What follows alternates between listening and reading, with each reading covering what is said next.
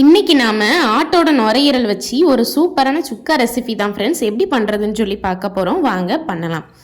Hello friends, welcome to my lovable recipes. இன்றைக்கி சுக்கா பண்ணுறதுக்காக நாம் இன்றைக்கி ஒரு ஆட்டோட நுரையீரல் வாங்கிட்டு வந்திருக்கிறோம் ஃப்ரெண்ட்ஸ். இதை ஒரு 3-4 தண்ணி நல்ல கைகளால் பிசைஞ்சு கழுவி தரணும். இந்த மாதிரி நல்லா கழுவி எடுத்துக்கிடலாம் ஃப்ரெண்ட்ஸ். சுவாச சம்மந்தமாக பிரச்சனை இருக்கிறவங்களாம் இந்த ஆட்டோட நுரையீரலை வாரத்துக்கு ஒரு தடவை சாப்பிட்டு வந்தாங்கன்னா அவங்களோட நுரையீரலுக்கு அது ரொம்ப பக்கபலமாக இருக்கும் ஃப்ரெண்ட்ஸ், ரொம்ப நல்லது. ஒரு 350 கிராம் நான் இன்றைக்கி பெரிய வெங்காயம் எடுத்துருக்கிறேன் ஃப்ரெண்ட்ஸ். நீங்கள் சின்ன வெங்காயம் கூட யூஸ் பண்ணிக்கிடலாம். பாருங்கள், எந்த அளவுக்கு சின்னதாக வெட்ட முடியுமோ அந்தளவுக்கு சின்னதாக கட் பண்ணிக்கிடலாம். ஒரு 150 கிராம் பழுத்த தக்காளி எடுத்து ஓரளவுக்கு மீடியம் சைஸில் கட் பண்ணிக்கிடலாம். காரத்துக்காக 3 பச்சை மிளகாய் எடுத்துருக்கிறேன் ஃப்ரெண்ட்ஸ். இதை நடுவில் அந்த மாதிரி கீறிக்கிடலாம். 3 பெரிய சைஸ் உருளைக்கிழங்கு எடுத்துருக்கிறேன் ஃப்ரெண்ட்ஸ். இது கிராம் கணக்கில் ஒரு 250 கிராம் இருக்கும். இதை ஓரளவுக்கு எடுத்து வச்சு சாப்பிட்ற மாதிரி நார்மல் சைஸ்லேயே கட் பண்ணிக்கிடலாம் ஃப்ரெண்ட்ஸ். பாருங்கள், இன்றைக்கி நான் இந்த மாதிரி வெட்டியிருக்கேன். இன்றைக்கி நாம் இந்த கிரேவி பண்ணுறதுக்காக ஒரு கரம் மசாலா பொடி தயார் பண்ணணும் ஃப்ரெண்ட்ஸ். அதுக்காக இன்றைக்கி நான் ஒரு துண்டு ஜாதி பத்திரி, 3 கிராம்பு, 2 ஏலக்காய், 2 துண்டு பட்டை, 1 ஸ்பூன் சீரகம், 1 ஸ்பூன் பெருஞ்சீரகம், 1 ஸ்பூன் மிளகு, 1 ஸ்பூன் கசகசா, ஒரு அன்னாசிப்பூ அவ்வளோத்தையும் நான் எடுத்திருக்கேன். ஒரு வானலியை சூடுபடுத்தி இது எல்லாத்தையுமே நம்ம சேர்த்துக்கிடலாம். எல்லா ஸ்பைசஸையும் 1 by 1 சேர்த்துக்கிடலாம் ஃப்ரெண்ட்ஸ். கசகசாவை மட்டும் சேர்த்துட வேண்டாம்.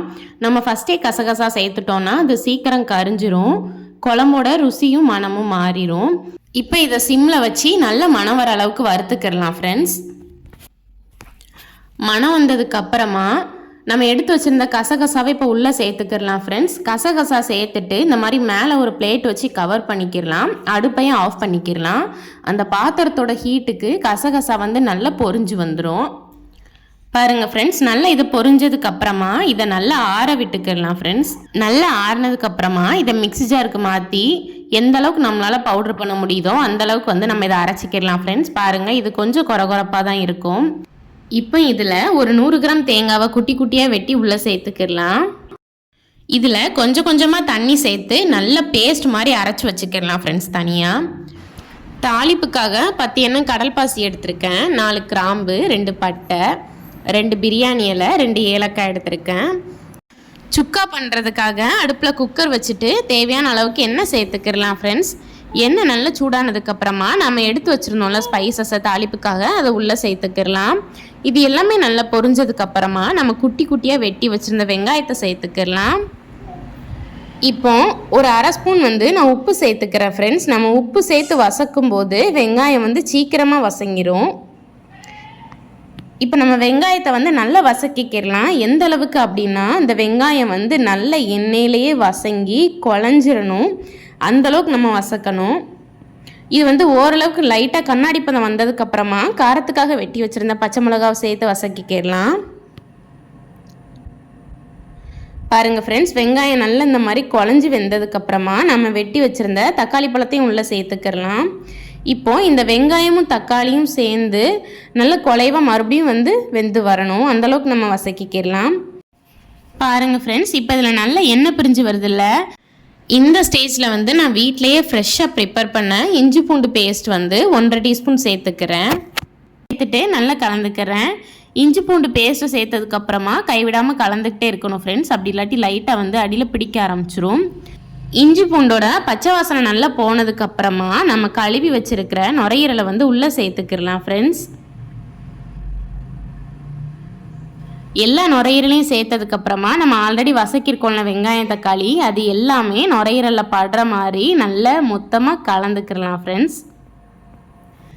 நல்லா கலந்ததுக்கப்புறமா அடுப்பை மீடியம் ஃப்ளேமில் வச்சு ஒரு 2 நிமிஷத்துக்கு அப்படியே விட்டுறலாம் ஃப்ரெண்ட்ஸ்.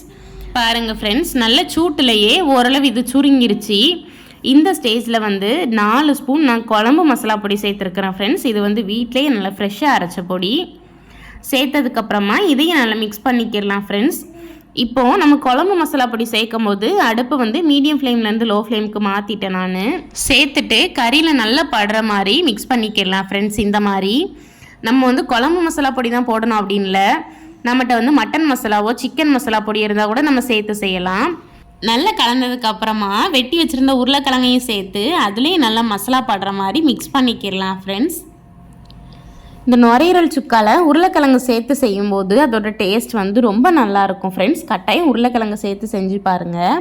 இப்போ நல்லா மிக்ஸ் பண்ணதுக்கப்புறமா தேவையான அளவுக்கு தண்ணி சேர்த்துக்கலாம். நான் இன்றைக்கி சுக்கா மாதிரி வைக்க போகிறதுனால கொஞ்சமாக தண்ணி சேர்த்துக்கிறேன். நீங்கள் குழம்பா வைக்க போகிறீங்கன்னா இன்னும் கொஞ்சம் கூட தண்ணி சேர்த்துக்கலாம். நல்லா மிக்ஸ் பண்ணிவிட்டு அடுப்பை வந்து ஹை ஃப்ளேமுக்கு மாற்றிடலாம் ஃப்ரெண்ட்ஸ். ஒரு 3லேருந்து 4 நிமிஷத்துக்குள்ளேயே ஓரளவு நல்லா கொதி வர ஆரம்பிச்சிரும். இந்த ஸ்டேஜில் நம்ம அரைச்சி வச்சுருந்த கரம் மசாலா ப்ளஸ் தேங்காய் பேஸ்ட்டை உள்ளே சேர்த்துக்கலாம். மிக்ஸி அலசின தண்ணியை நான் கொஞ்சம் உள்ளே சேர்த்துருக்கேன். இப்போ அதை நல்லா மிக்ஸ் பண்ணிக்கிடலாம். ஆல்ரெடி நாம் வந்து வெங்காயத்துக்கு தேவையான அளவுக்கு உப்பு சேர்த்துருக்கோம். இப்போ வந்து கறிக்கு தேவையான அளவுக்கு ஒரு 1/2 ஸ்பூன் உப்பு சேர்த்துக்கலாம். இதுக்கு மேலே சேர்க்க வேண்டாம், தேவைப்பட்டால் பார்த்துட்டு சேர்த்துக்கலாம். இதை வந்து நல்லா மிக்ஸ் பண்ணிக்கிடலாம். ஓரளவு நல்ல கொதி வந்ததுக்கப்புறமா குக்கருக்கு மூடி போட்டுடலாம் ஃப்ரெண்ட்ஸ். ஒரு 3 விசில் போட்டுக்கிடலாம். 3 விசில் வந்து ப்ரெஷர் எல்லாமே போனதுக்கப்புறமா நம்ம வந்து மூடியை ஓப்பன் பண்ணிக்கிடலாம். ஓப்பன் பண்ண உடனே வாடை நல்லா கமன்னு வருது ஃப்ரெண்ட்ஸ். பாருங்கள், நல்ல கலர்ஃபுல்லாக இருக்குது. எண்ணெய்லாம் நல்லா பிரிஞ்சிருச்சு. நம்மளோட நுரையீரலும் நல்லா வெந்துருச்சு. இப்போ இந்த ஸ்டேஜில் ஒரு கொத்து கருவேப்பிலை, ஒரு கைப்பிடி அளவு மல்லி செடி, ஒரு கைப்பிடி அளவு புதினாவை எடுத்து மேல்டாப்பில் தூவி விட்டு கலந்துக்கிடலாம் ஃப்ரெண்ட்ஸ். நம்ம லாஸ்ட்டாக அப்படி சேர்க்கும் போது இதோட ஃப்ளேவர் வந்து நல்லா இறங்கி சூப்பராக இருக்கும். பார்க்கவே நல்லா கலர்ஃபுல்லாகவும் இருக்கும். நம்மளோட சுக்கா வந்து நல்லா கட்டியாக சூப்பராக தயாராகிருச்சு. பார்க்கும் போதே சூப்பராக இருக்குது. இதோட டேஸ்ட்டுமே ரொம்ப வேறு லெவலாக இருந்தது ஃப்ரெண்ட்ஸ். ரசம் சாதம், சாம்பார் சாதத்தோடலாம் இதை நல்லா சர்வ் பண்ணலாம். டிஃபன் ஐட்டம் எல்லாத்துக்கூடையுமே தொட்டு சாப்பிட்லாம். அவ்வளோ ருசியாக இருக்கும். கட்டாயம் இந்த ரெசிபி உங்களுக்கு பிடிச்சிருக்குன்னு நம்புகிறேன். இதை ட்ரை பண்ணிவிட்டு உங்களோட ஃபீட்பேக் என்னோட ஷேர் பண்ணுங்கள். இந்த வீடியோ உங்களுக்கு பிடிச்சிருந்ததுன்னா இதுக்கு ஒரு லைக் பண்ணிடுங்க. இந்த லிங்க் உங்கள் ஃப்ரெண்ட்ஸ் கூட ஷேர் பண்ணுங்கள். மறக்காமல் உங்கள் பொண்ணான கையால் நம்மளோட சேனலை சப்ஸ்கிரைப் பண்ணிக்கோங்க ஃப்ரெண்ட்ஸ். தேங்க்யூ.